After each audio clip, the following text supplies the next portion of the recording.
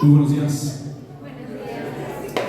Nada más aclarar que no soy pastor, pero sí voy a compartir con ustedes la palabra. Estoy ahorita en seminario y tengo el deseo de en algún momento sí ejercer el llamado pastoral, pero bueno, espero que eso no robe de lo que ustedes puedan aprender el día de hoy, no de mí, sino de lo que dice Dios en su palabra. Y bueno, estoy sumamente agradecido con Dios y con ustedes por la oportunidad de poder predicar la verdad de Dios, la verdad de la palabra de Dios. Y como ya mencionaron, aquí está mi esposa Dafne, venimos con mi hijo más pequeño Benjamín, dejamos los otros 4 en casa, tenemos 5 varones.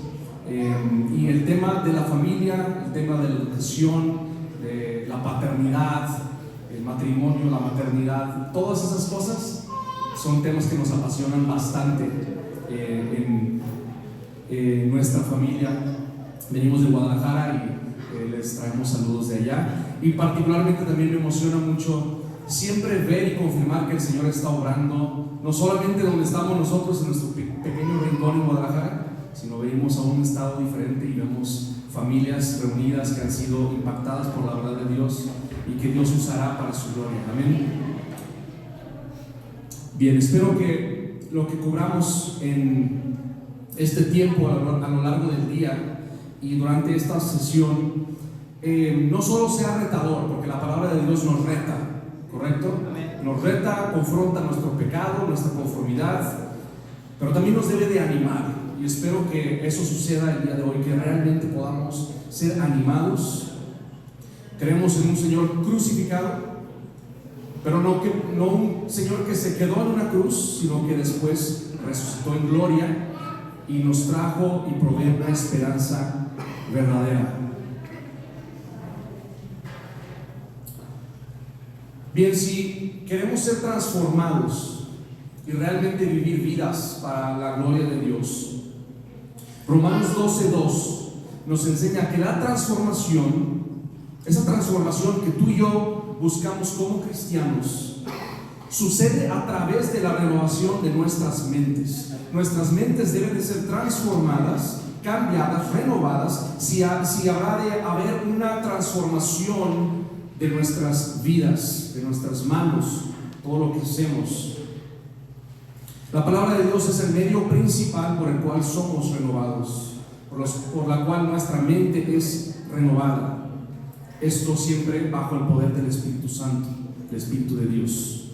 Así que si el día de hoy queremos ser transformados para la gloria de Dios y para nuestro bien, debemos buscar llenar nuestras mentes de lo que Dios dice, no de lo que yo pienso, no de lo que el mundo dice, no de lo que dicen nuestros papás, nuestros amigos, de lo que dice Dios en su palabra, y nos ha revelado eso en las santas Escrituras. Y ese es el objetivo de hoy, Dios mediante, que podamos llenar nuestras mentes de lo que Él quiere que sepamos. En esta primera sesión vamos a cubrir el tema de la educación de los hijos como responsabilidad de los padres, la educación de los hijos como responsabilidad de los padres. Antes de empezar, acompáñenme a orar, por favor. Padre Celestial, te damos gracias por este tiempo, te damos gracias porque nos tienes aquí reunidos en tu nombre y tú obras en nuestras vidas a través de tu palabra. Te pedimos que tu Espíritu ilumine nuestras mentes para que podamos ser transformados a la imagen de tu Hijo, nuestro Señor Jesucristo. Oramos esto para tu gloria y para nuestro bien. Amén. Bien, el propósito de esta primera sesión es que como padres no solo entendamos nuestro deber en relación a la educación de nuestros hijos, sino que podamos ver nuestra responsabilidad como más que un deber, como un privilegio por el cual podemos servir a Dios y servir también a nuestros hijos, y como consecuencia también servir al mundo. Por ello es importante que antes de hablar de la responsabilidad responsabilidad que tenemos como padres particularmente sobre la educación de los hijos, deben de quedarnos claros varios puntos que son fundamentales sobre los cuales vamos a poder construir y entender mejor nuestra responsabilidad. En primer lugar, debemos entender el propósito de Dios para nuestros hijos, su propósito para nuestros hijos. ¿Cuál es la razón por la que Dios nos da descendientes? ¿Por qué Dios nos da hijos? La mayoría de nosotros quizás simplemente vemos los hijos como una consecuencia natural de habernos casado. Nos casamos y bueno, el siguiente paso es: hay espacio aquí en esta casa, tengamos hijos y démosle para adelante. Para algunos, tener hijos puede ser una manera de buscar formar quizás la familia que no se tuvo, pensando en obtener eso y formar eso que nos faltó a nosotros. Puede ser simplemente un celo de mantener un legado familiar para que los Sánchez continúen. Puede ser un remedio para la soledad. En fin, hay muchas razones que nosotros podríamos dar por las cuales busquemos tener hijos. Pero muchos, si no es que todos estos motivos, tienen algo en común, y es que están centrados en nosotros. Pero los hijos no son un fin en sí mismo, y nosotros no somos el fin de nuestros hijos. Los hijos existen para un fin mayor. Dios tiene un fin, Dios tiene un propósito para nuestros hijos, y como todo, los planes, los propósitos de Dios siempre son más grandes que los nuestros. Pero ¿cuál es ese propósito? ¿Cuál es el propósito de Dios al otorgarnos hijos? Y al responder a esa pregunta, vamos a poder nosotros entender el propósito de Dios, pero abrazar ese propósito y hacerlo nuestro también. Y esto es fundamental antes de hablar de la responsabilidad de los padres en la educación. Ahora, después de responder a esta pregunta del propósito de Dios para nuestros hijos, la siguiente pregunta que debemos responder es: ¿qué rol ahora juega la educación en relación a ese propósito? La educación va a ser un instrumento que debe de estar conectado, no desconectado, conectado al propósito que Dios tiene para nuestros hijos. En otras palabras, ¿cuál es el rol de la educación con referencia al propósito de Dios para nuestros hijos? Y estos dos puntos interconectados nos van a animar y al mismo tiempo nos van a ayudar a forjar, tomar decisiones apropiadas con respecto a la educación de nuestros hijos. Y aquí es donde comenzamos a ver que no se puede abordar la educación como una esfera aislada del resto de las cosas. Muchas veces pensamos que la educación solamente se trata de quizás la vida académica, preparación para el trabajo, pero la educación es mucho más grande que eso, y de nuevo tiene que ver con el propósito de Dios para nuestros hijos. Ahora,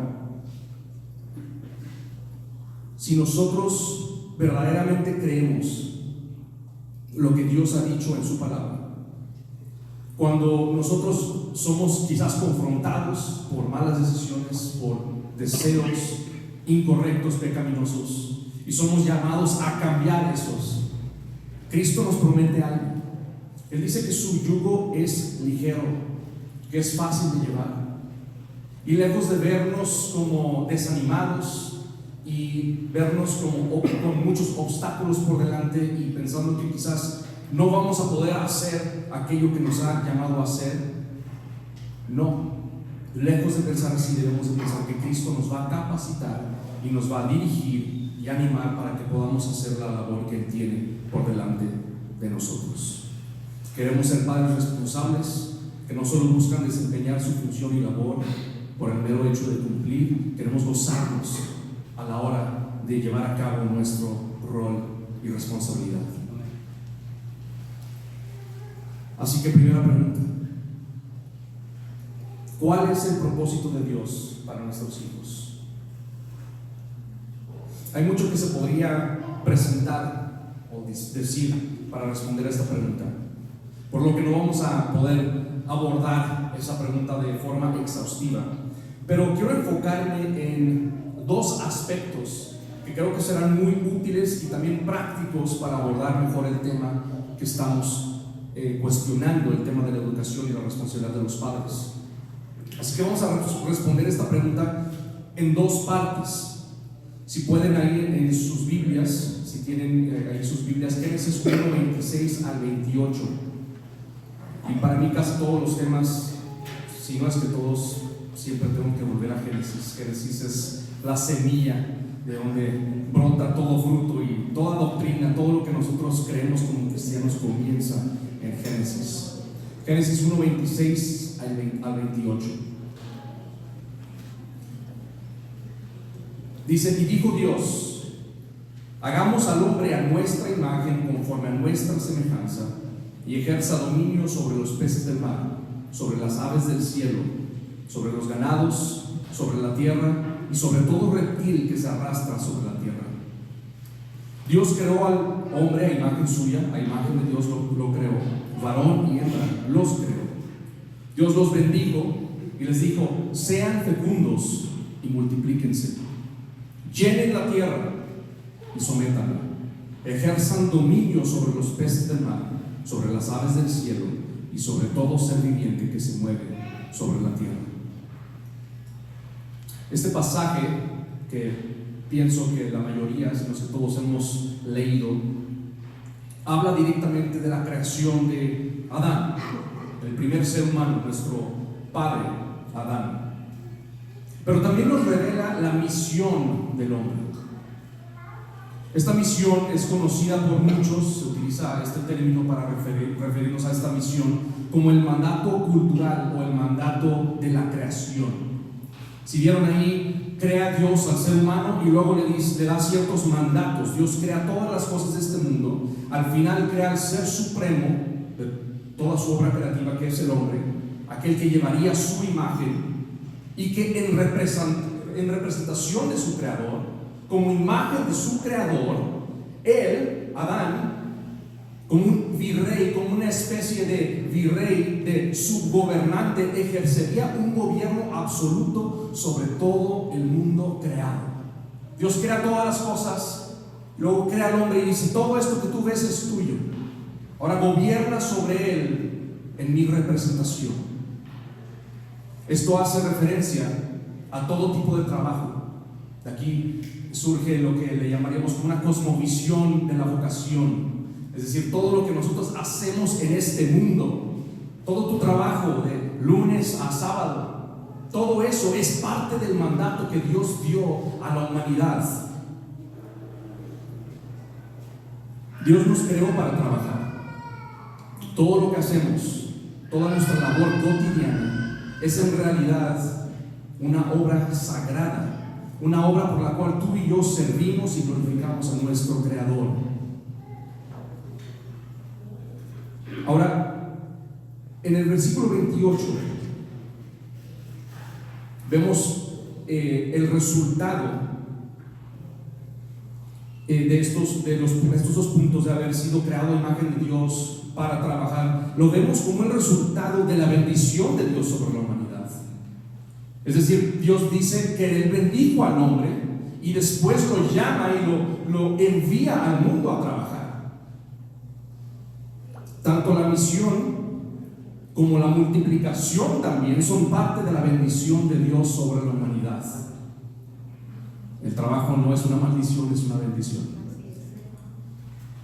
Como cristianos vemos tanto el trabajo como los hijos, y el trabajo que conlleva el tener hijos también como una bendición de Dios.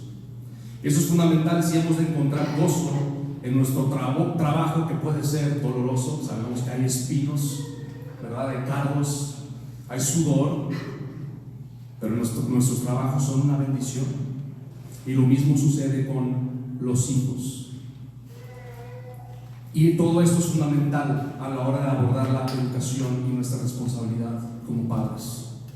Regresando a nuestra pregunta, Génesis 1 nos deja claro que el propósito de Dios para la humanidad, la cual cual incluye a nuestros hijos, porque ellos también son hechos a imagen y semejanza de Dios, es que ejerzamos dominio sobre la tierra, que ejerzamos el oficio, le llaman el oficio de reyes. ¿Han escuchado ese concepto? Somos nosotros real sacerdocio, dice el Señor. Somos reyes sobre la tierra. Es decir, que nosotros debemos de gobernar sobre los recursos y las cosas que Dios nos da y trabajarlas para la gloria de Dios y el bien de otros. Debemos usar nuestro cuerpo terrenal, el cuerpo físico que tú y yo tenemos, que hemos recibido en este mundo, para reflejar a través de nuestras manos, nuestros esfuerzos, nuestro trabajo, la gloria de Dios. Y somos llamados después a multiplicarnos, a tener descendientes. ¿Para qué? Para que ellos continúen y expandan esa misma labor. Dios en su gracia nos ha dado el privilegio y responsabilidad de ejercer dominio, de reinar sobre la tierra. Y la multiplicación es un medio hacia ese fin. En otras palabras, el propósito de Dios, o uno de los propósitos de Dios para nuestros hijos, es que ellos también sean reyes, que ellos también ejerzan este oficio de rey y así reflejen a Dios en el mundo de Dios, que como seres creados por Dios, todo lo que ellos hagan glorifique a su Creador, que todo su trabajo apunte al Creador. Y esto nos lleva a la segunda parte de nuestra respuesta, Génesis 2:15. En Génesis 1 vemos la creación del hombre entre todas las demás partes de la creación. En Génesis 2, Dios hace un acercamiento, se acerca particularmente a la creación del hombre y da un poco más de detalle. Dice: el Señor Dios tomó al hombre y lo puso en el huerto del Edén para que lo cultivara y lo cuidara. Este texto es sumamente profundo, quizás un poco complejo considerarlo de manera muy precisa, pero al considerar el resto de las escrituras, las palabras cultivar y cuidar que Dios usa para hablar y encomendar a Adán son usadas en conjunto, la misma palabra, en otros lugares de la Biblia, para describir el servicio sacerdotal en el tabernáculo. ¿Ok? No se me pierdan. Esto sugiere que de alguna manera Adán no solamente era rey, sino que era sacerdote. ¿Ok? Para corroborar esto hay muchos pasajes de los cuales podemos concluir también que el huerto del Edén, Adán como sacerdote, y el huerto del Edén también podemos confirmar que era una especie de templo, lo cual sería un paralelo al tabernáculo en donde servían los sacerdotes. Tema muy profundo, les invito a que lo exploren después, pero el punto es que Adán, junto con la humanidad, fuimos creados para ejercer este rol de reyes y sacerdotes, real sacerdocio. El reinado tiene que ver con nuestra labor, con la obra de nuestras manos, el dominio que ejercemos sobre las cosas y los recursos que Dios nos ha provisto. Mientras que el sacerdocio tiene que ver con la consagración y el propósito hacia el cual va dirigidas nuestras tareas y nuestra labor. Es decir, el rey ejerce dominio y el sacerdote dice: este dominio es para ti, Señor. Y aquí es donde radica la gran diferencia entre nosotros como cristianos, juntamente con nuestros hijos, y los no cristianos, los inconversos, los paganos, juntamente con los suyos. Tanto los cristianos como los no cristianos trabajamos, ¿correcto? Ambos grupos labran la tierra, ambos grupos ejercen dominio, pero la razón detrás de nuestros esfuerzos, la motivación y el propósito que está detrás de todo lo que nosotros hacemos son totalmente opuestos. Nosotros, como sacerdotes, consagramos toda nuestra obra, todos nuestros esfuerzos para Dios y ofrecemos nuestras vidas como sacrificios vivos para la gloria de Dios. El mundo tendrá miles de razones por las cuales trabajan, por las cuales ejercen dominio y son muy efectivos. Mucho de lo que nosotros disfrutamos y usamos en nuestras vidas es el resultado del trabajo de los cristianos. Pero cada razón que ellos den, cada razón que ellos den acerca del por qué hacen lo que hacen, nos revelará el Dios al cual ellos sirven. Ellos también ofrecen sacrificios de adoración, porque eso es parte de nuestra humanidad. Fuimos creados para construir, para trabajar, y fuimos creados para adorar. La pregunta es, ¿qué construimos y para quién construimos? Ellos no ofrecen sacrificios de adoración al Rey de Reyes y Señor de Señores. Entonces, lo que sucede en nuestras vidas cuando Dios nos redime, cuando Dios nos reconcilia a Él, claro, entendemos que somos perdonados, somos nosotros limpiados de nuestra impureza, de nuestros pecados. Pero la obra redentora de Dios también nos restaura estos oficios de reyes y sacerdotes, nos revive para conformarnos de nuevo a su imagen perfecta, que no fue perdida, pero fue corrompida por el pecado, para que así ahora comencemos a desempeñar nuestro rol y propósito en el mundo bajo su gobierno y para su gloria. Al ser reconciliados con Dios, morimos a nuestra antigua forma de vivir, a nuestra antigua forma de pensar, y comenzamos a vivir bajo los pensamientos de Dios. Comenzamos a buscar los propósitos de Dios, comenzamos a buscar la gloria de Dios y no la nuestra. Y esto es lo que nos separa y nos distingue del mundo. Cuando tú como cristiano vas en tu carro, quizás camino al trabajo, volteas a un lado tuyo en el tráfico y hay otra persona pensando que no fuera creyente, ahí está, y haciendo exactamente lo mismo que tú, atorado en el tráfico, esperando, hay un choque. Aparentemente está haciendo lo mismo que tú, pero no está haciendo lo mismo que tú. Nosotros estamos viviendo vidas radicalmente opuestas al mundo.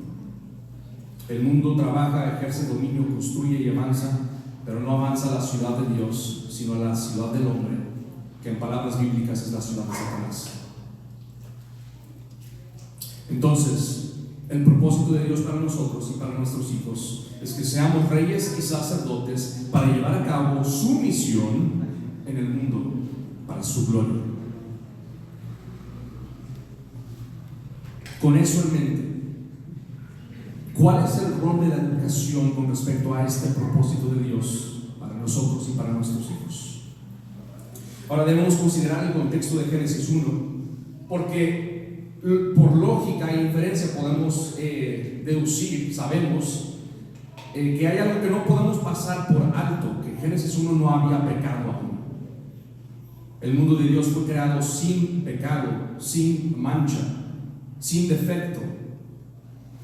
Entonces, considerar esto nos presenta un problema tanto para nosotros como también para nuestros hijos, que como seres caídos en Adán no podemos llevar a cabo esta misión y propósito de reyes y sacerdotes de manera apropiada sin más instrucción. Ya no es los coloco en el jardín, vayan y trabajen. El hombre antes de la caída había recibido suficiente instrucción. Él podía simplemente, inherentemente por su ser, cómo fue él diseñado y creado, él podía vivir su reinado y sacerdocio de manera apropiada. Él no luchaba con el pecado, con la tentación, con la pereza, con la confusión. No necesitaba más detalles. Él simplemente fue enviado al mundo. Pero en Génesis 3 Adán cae. Y es importante comprender que dicha caída es una rebelión tanto de reinado como de adoración. Fue creado como rey y sacerdote. Y su caída es una rebelión de reinado y de adoración, es decir, falla como rey y como sacerdote.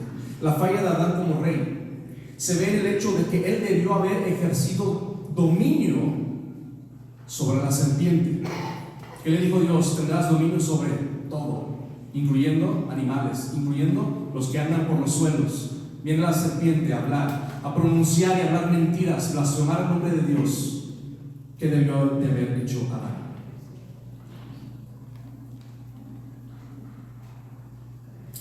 La falla como sacerdote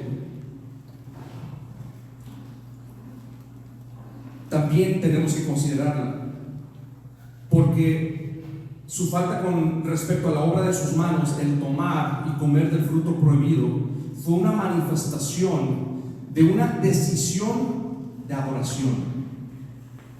En vez de consagrarse, de postrarse ante Dios, de someter su vida a la verdad de la palabra de Dios, Adán se postró ante la palabra de la serpiente. Ese momento en el que él toma el fruto, falla como rey, pero desde antes él ya había determinado fallar como sacerdote, en donde sus manos reflejarían aquello que terminaría adorando, que era la serpiente y su palabra, la mentira. Por la caída de Adán, nosotros necesitamos la gracia para nuestro perdón. Pero no nada más la gracia que nos trae perdón y consuelo limpiando nuestra culpa, sino necesitamos una gracia que comience a hablar a nosotros de nuevo, a nuestro ser, a nuestro nuevo ser redimido, para proveernos de la instrucción de nuestro Dios. Requerimos que Dios vuelva a hablarnos. Requerimos que Dios vuelva a redirigir nuestras vidas, nuestras mentes, todo lo que hacemos hacia sus propósitos. Y esa es la relación entre la educación y el propósito de Dios para nuestros hijos. La educación, que en realidad deberíamos simplemente llamar discipulado, consiste en enseñar a obedecer todo lo que Dios ha mandado. Mateo 28. Ojo, en Mateo 28 el discipulado no se limita, dice todo lo que les he mandado. Amén, todo. No se limita a temas como cómo ser un fiel miembro de la iglesia local. No se limita a cómo participar y ser buen participante en los ministerios de la iglesia. No se limita al tema de cómo ser un buen hombre, cómo ser un buen esposo, cómo ser buena mujer, cómo ser buena esposa, cómo tener la familia cristiana feliz. No. Claro que todos esos temas están incluidos y son fundamentales, pero obedecer todo lo que Cristo ha mandado incluye los mandatos que acabamos de leer en Génesis 1. Todos los mandatos con respecto a nuestro rol, con respecto a nuestro propósito como reyes y sacerdotes que trabajan y consagran todos sus esfuerzos, todas sus obras para Dios y la misión de Dios en el mundo. El calendario de la semana. Acaban de aprobar, ¿verdad?, que van a poner 2 días de descanso forzosos. Ya nada más el trabajo va a ser de 5 días durante la semana, ya no 6. ¿Por qué? No queremos trabajar. Pero el calendario semanal del trabajo, instituido por Dios, no por el hombre. 1 día descansarás, 6 días trabajarás. No es un accidente. El trabajo es parte de lo que Dios desea para nuestras vidas, para este mundo, e incluso es parte de nuestra humanidad. Cuando el hombre no puede trabajar, cuando el hombre no puede ejercer sus fuerzas para llevar a cabo lo que él siente y sabe que ha sido llamado a hacer, es algo deprimente. Nos deprimimos, nos sentimos mal, agobiados, presionados, porque no estamos pudiendo hacer aquello que sabemos que tenemos que hacer. El trabajo es importante en Dios, y no solo porque a través de nuestro trabajo podemos poner alimentos sobre la mesa, pagar las cuentas, sino que el trabajo en sí, eso es increíble, es un reflejo de la gloria de Dios. Tenemos a un Dios revelado en el libro de Génesis, a un Dios que trabaja. Cuando instituye el calendario de la semana, dice que Él cesó de trabajar y instituye el día de descanso. Tú y yo, creados a su imagen, fuimos llamados a reflejarle en todo lo que hacemos, y una de las formas en la cual hacemos eso es trabajando 6 días a la semana. Ahora, el discipulado con respecto al propósito de Dios para nosotros y nuestros hijos es importante entonces, porque es el medio, es el vehículo, la forma por la cual Dios instruye nuestros corazones. Necesitamos recibir esta instrucción, esta enseñanza, esta educación. Necesitamos ser discipulados. Nuestros corazones tienen que ser enseñados para que podamos vivir bajo el reinado de Dios y así llevar a cabo sus propósitos para el mundo. Vimos en Génesis 1 cómo Dios bendice a la humanidad para después llamarnos a la multiplicación y el dominio. Como ya mencioné brevemente, el hecho de que la multiplicación es el resultado de la bendición de Dios, pero también esto lo vemos confirmado en otros textos bíblicos. Por ejemplo, Salmo 127, 3 al 5 dice: un don del Señor son los hijos, y recompensa es el fruto del vientre. Como flechas en las manos del guerrero, así son los hijos tenidos en la juventud. Bienaventurado el hombre que de ellos tiene llena su aljaba. No será avergonzado cuando hable con sus enemigos en la puerta. Este texto nos deja en claro que los hijos son una bendición. Bienaventurado el hombre que tiene una casa llena de niños enfadosos, de niños que gritan y se golpean. Y yo tengo puros hombres, entonces urgencias a cada rato. Esos niños son una bendición, son un don del Señor. Y todos necesitamos, incluyéndome a mí, todos necesitamos arrepentirnos de cómo constantemente olvidamos esta verdad, de cómo constantemente hacemos a un lado el hecho de que realmente son una bendición y los vemos como una carga, como una maldición. ¿Por qué, Señor? Y claro, es difícil criar hijos por el pecado en ellos y por el pecado en nosotros.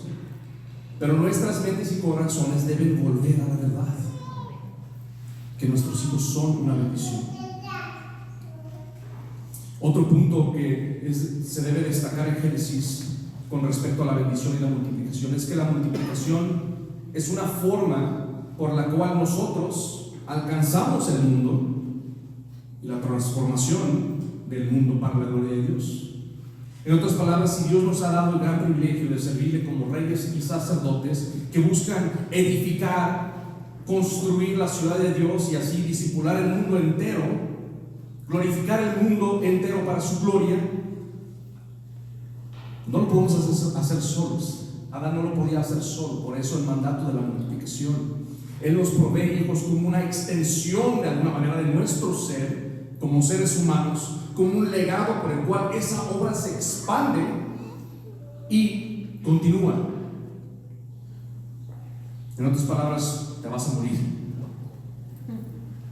y alguien tiene que tomar tu lugar y alguien tiene que continuar construyendo la ciudad de Dios en el mundo de Dios. Esto es quizás muy profundo y contracultural, porque solemos pensar de forma muy individualista. Pensamos tener hijos va a producir muchos problemas y nos va a cargar de responsabilidades que no queremos, nos va a robar del gozo individualista que queremos y anhelamos, de mi tiempo a solas. Pero la Escritura confronta esta mentalidad. Es verdad que somos personas individuales, somos individuos, y hay que hablar sobre la gloria del individuo. Tú, como individuo creado a imagen y semejanza de Dios, eres digno de valor, de respeto, de honra, pero no por eso nos vamos a volver individualistas. No somos autónomos, somos parte de un cuerpo, y el cuerpo de Dios, el cuerpo de Cristo, es dinámico, hay interacción e interdependencia. El ojo no puede decirle a la mano: no te necesito, ni tampoco la cabeza y los pies: no los necesito. 1 Corintios 12, 21. Por lo que debemos ver y entendernos a nosotros y a nuestros hijos de una forma corporativa, donde estamos en unión. Hay un vínculo, no meramente físico, sino que en Cristo un vínculo espiritual, que no está desprendido de lo físico. Mis hijos están ahí físicamente, pero el vínculo espiritual también debe estar ahí. Como padres, necesitamos entender que este vínculo no nos hace iguales. En el mundo de Dios existe algo que quizás, no quizás, es contracultural, pero incluso puede ser chocante para nosotros. Existe algo llamado jerarquía. Como padres, nosotros somos los superiores en la estructura familiar. El padre de familia como cabeza del hogar, junto con su esposa, quien está bajo la autoridad y responsabilidad de su marido, trabajan juntos como superiores sobre los hijos, tomando responsabilidad sobre ellos. ¿Recuerdan lo que leímos en Salmo 27? Que menciona el salmista que los hijos son como flechas en las manos del guerrero. Los hijos son las flechas que Dios nos da,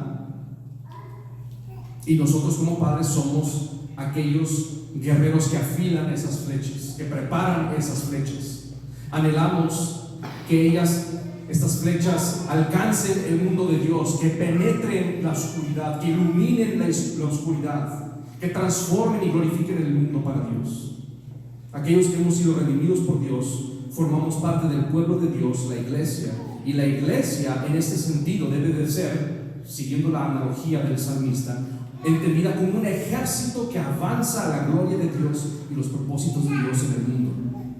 Y como extensión a nuestro llamado, Dios nos provee la bendición de colocar pequeños soldaditos en nuestras manos para entrenarlos, para capacitarlos, para prepararlos y después enviarlos a conquistar el mundo para Dios. Imagina ese mundo.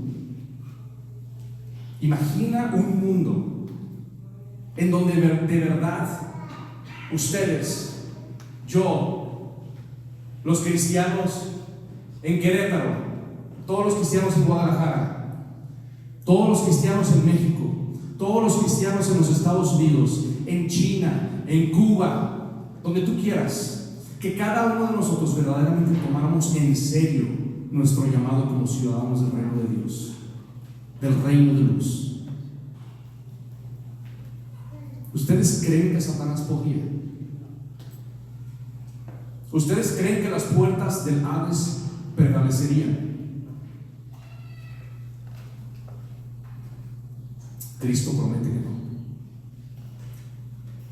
Hablando de la iglesia, yo edificaré mi iglesia y las puertas del Hades no prevalecerán.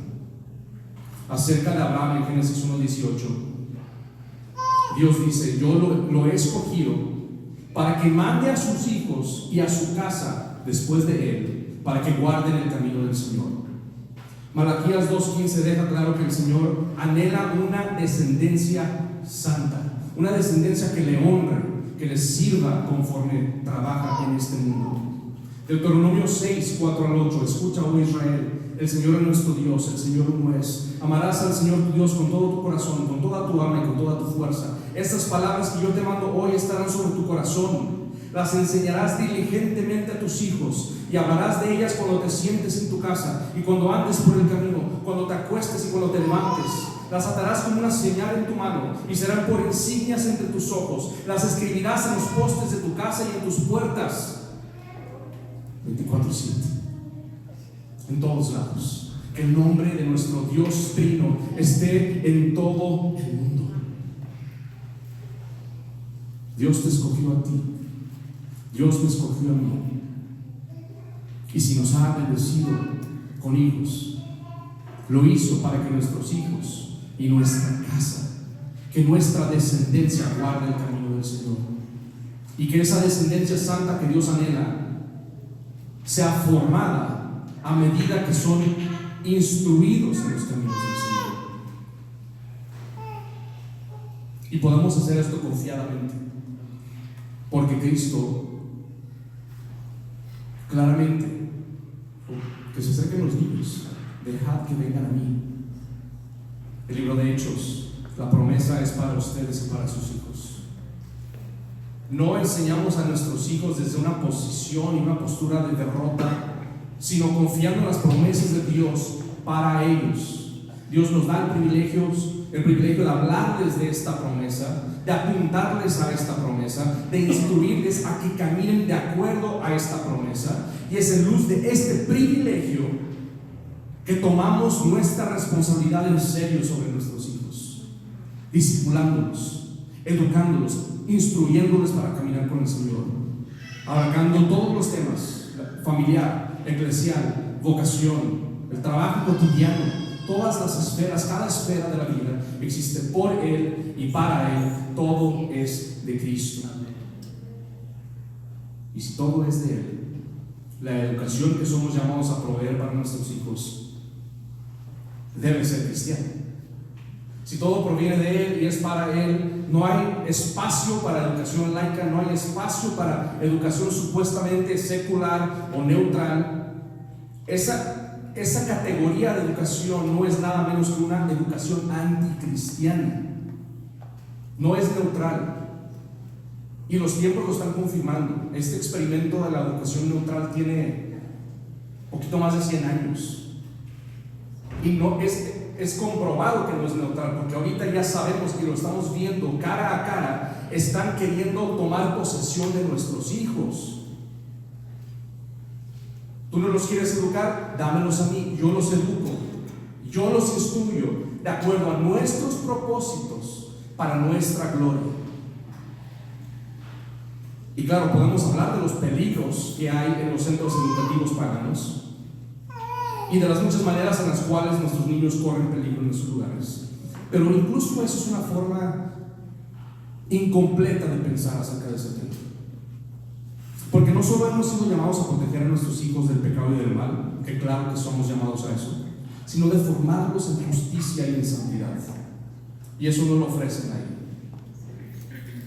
Si nuestro objetivo y el objetivo de Dios es formar reyes y sacerdotes para su gloria, que piensen conforme a la mente de Cristo con respecto a cada ámbito de la vida, y que en luz de esa mente renovada cristiana trabajen en el mundo de Dios para construir la ciudad de Dios y avanzar el reino de Dios, llevando a cabo los propósitos de Dios para la gloria de Dios, no hay otra opción más que la de instruir y criar a nuestros hijos dentro de la religión y cosmovisión cristiana.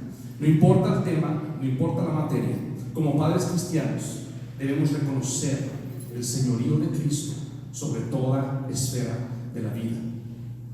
Y debemos de aceptar que hemos sido llamados por Dios para preparar a nuestros hijos, los hijos de Dios, esos niños que le pertenecen a Dios, que Dios desea utilizar para su gloria y propósitos. Nosotros tenemos el deber, el privilegio y la responsabilidad de proveer y asegurarnos de que ellos reciban ese tipo de educación.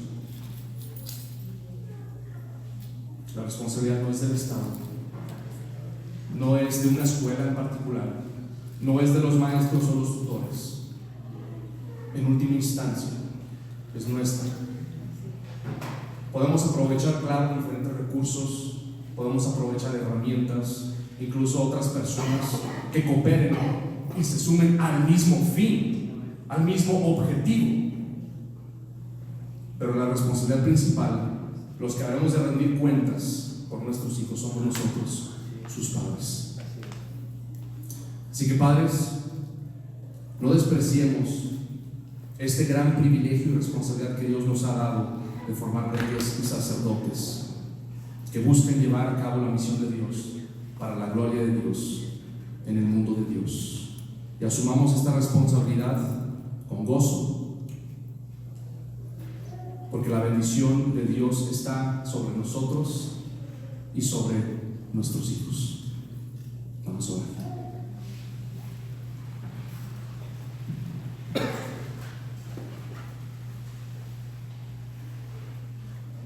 Señor, te damos gracias porque eres bueno. Te damos gracias porque tu amor ha alcanzado nuestras vidas y nuestras familias. Y te damos gracias por tu inmensa paciencia hacia nosotros, tu misericordia, que nos encuentra en donde estamos, no donde debemos estar, donde estamos, Señor. Y tu gracia trae perdón y descanso, pero también nos capacita. Y tu Espíritu, conforme a tu palabra, nos instruye para vivir vidas que te glorifican.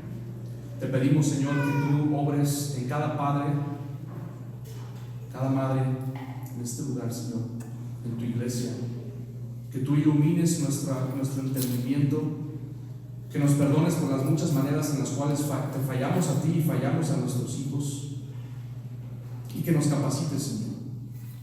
Danos la gracia que necesitamos para llevar a cabo tu propósito en este mundo que te pertenece, que podamos ser reyes y sacerdotes fieles a ti, y que el nombre de Cristo sea exaltado hasta los confines de la tierra. Oramos esto para tu gloria y para nuestro bien. Amén.